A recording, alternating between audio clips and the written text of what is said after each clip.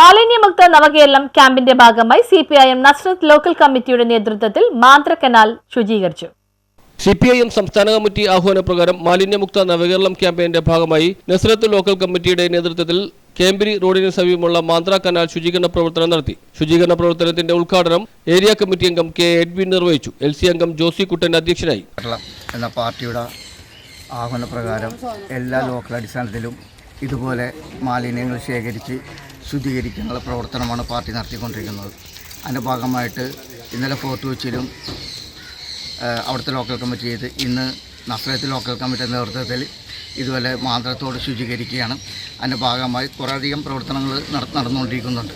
ഞങ്ങളുടെ തുടർച്ചയായിട്ട് കേരളത്തിലെ ശുചീകരിക്കുന്നതിന് വേണ്ടിയും മാലിന്യങ്ങൾ നീക്കം ചെയ്ത് നല്ലൊരു കേരളം ശക്തിപ്പെടുത്തുന്നതിന് വേണ്ടിയും നല്ലൊരു ജനതയെ വാർത്തെടുക്കുന്നതിന് വേണ്ടി നമ്മൾ ശ്രമിക്കണം.